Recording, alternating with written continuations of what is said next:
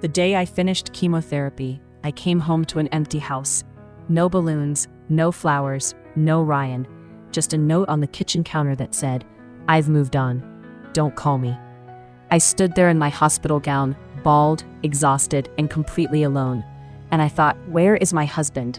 Where is my best friend Sarah? Why isn't anyone picking up their phone?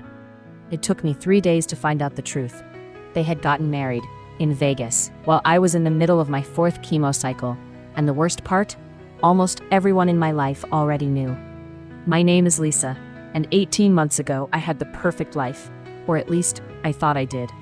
Ryan and I had been married for 6 years. We met in college, built our life together from nothing. A small house in Ohio, 2 dogs, a vegetable garden in the backyard. It wasn't glamorous, but it was ours.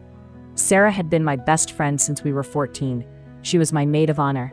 She was the first person I called when I got my diagnosis. Stage 2 breast cancer, October 2022. I remember sitting in the parking lot of the clinic, hands shaking, and dialing Sarah before I even called my own mother. She cried with me. She held my hand at every single appointment. She brought me soup when I was too sick to cook. Ryan was supportive too, at first. He drove me to treatments, sat beside me in waiting rooms, told me I was beautiful even when I had lost my hair. But somewhere around month 3, things started to shift. He became distant, quiet. He started working late. He stopped sleeping in our bed, said he didn't want to disturb me when I was resting. I told myself it was the stress.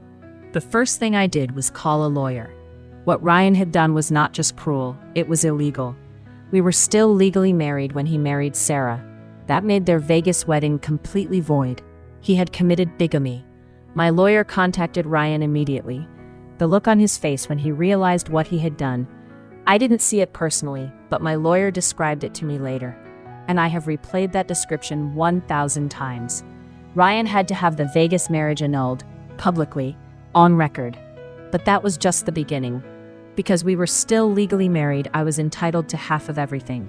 The house, the savings account, his 401k, everything he had tried to run away with. He had quit his job to move states with Sarah.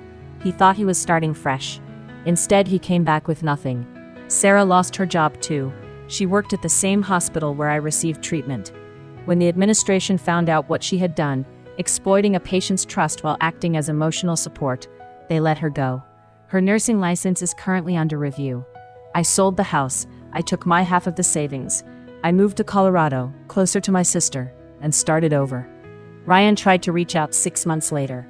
A long message, full of apologies, explaining that he had been overwhelmed by my illness and had made terrible choices. I read it once, then I blocked him on everything. Do I still have hard days? Yes. Do I still grieve the friendship I thought I had with Sarah? Sometimes. But I am cancer-free. I am standing on my own 2 feet.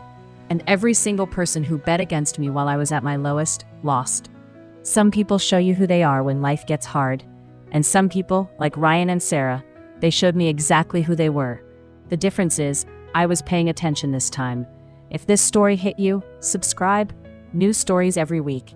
And if you know someone who stayed strong when everyone walked away, share this with them.